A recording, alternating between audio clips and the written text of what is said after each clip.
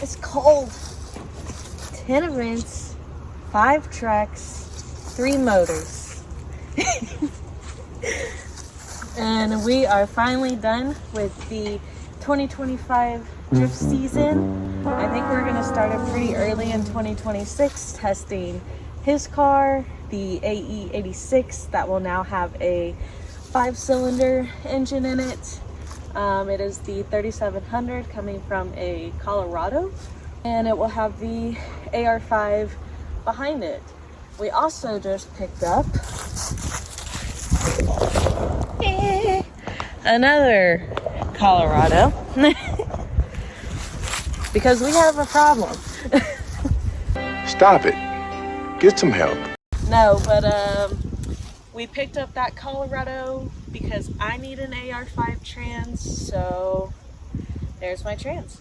And it also comes with the 3500 Atlas that he's either going to keep on the side or possibly use it for this season, because everything, you know, bolts right up to it that he'll be using on the 3700. So if he ever has any issues or happens to blow it up, knock on wood back there, he has the 3500 to play with, experiment with, and it's still a 5-cylinder. So that's really all he cares about. But psych, that's the wrong number.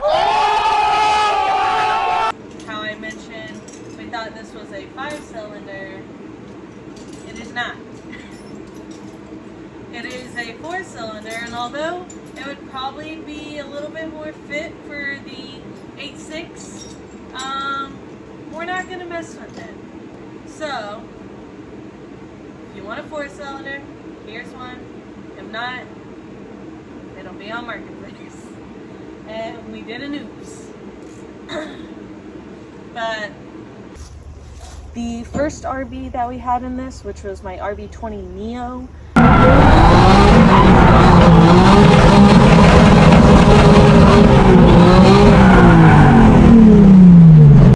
it was not running the healthiest. I kind of forgot what happened with it exactly. The second motor, which was the RB25, that came out of his Range Rover, Land Rover, whatever you want to call it. Yeah, so I windowed the block on that one due to a rod bolt failure. So it was just bound to happen. We use and reuse a lot of parts when it comes to the RBs. So truly we just need to upgrade parts. We need to take things to machine shops and do things the right way instead of the cheap way. But we're both really cheap right now because we're trying to buy a house. So yeah. And then the third engine at this last event at Salem Speedway.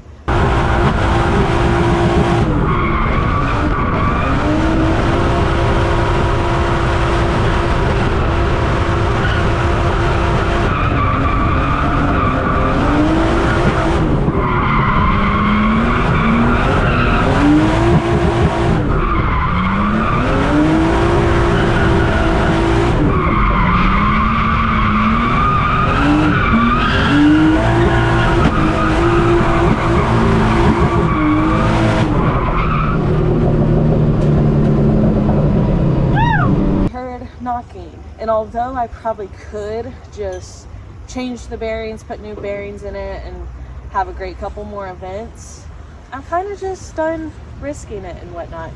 I just kind of want something a little bit more reliable, something that I don't have to mess with every single event or worry about every single event, and just kind of step away and experiment something new. Originally he was going to do a 4200, and I think he still is for his Mercedes build one day. But until then, I'm going to see what the 4200s are about. It's still an inline 6. They're absolutely everywhere. Parts are going to be super easy to get. They sound good. We watch a lot of Nivlak here on YouTube, and he makes them sound amazing.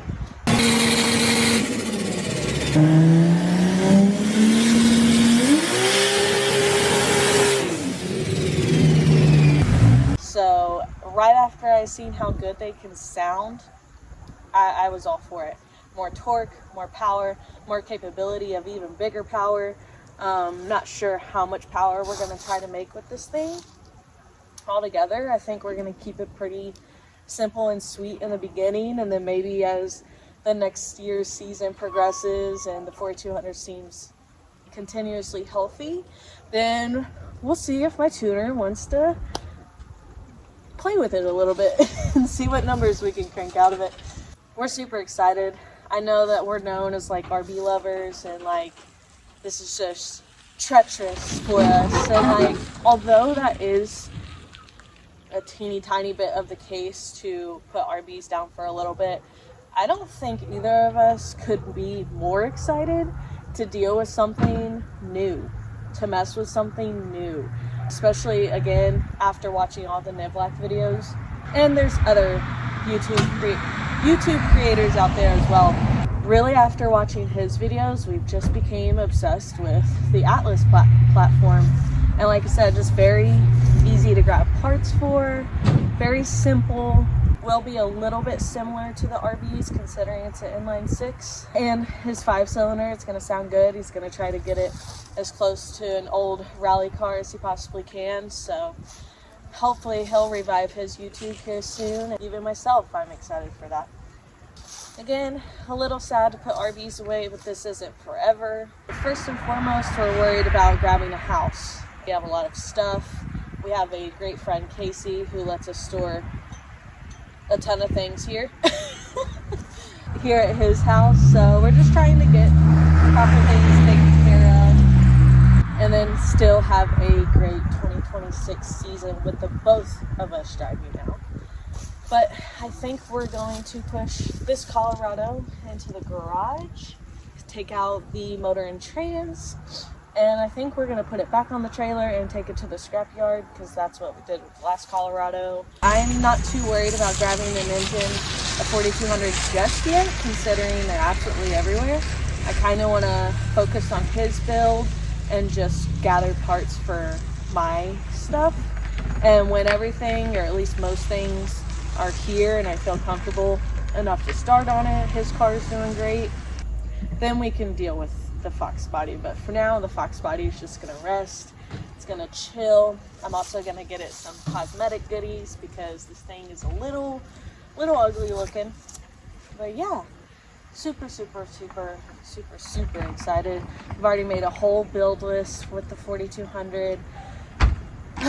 I'm excited. I'm like really excited. Like I said, it's a little weird not dealing with RBs already. And people asking all these questions. Asking all them questions. You know, why no more RB and all that. But like, honestly, if you know us, you know that we're just as experimental as anything. So yeah, we like to experiment, and this will be a good one. This will be fun. But anyways, I think we're gonna go work on the Colorado. Might take some videos of that, and yeah.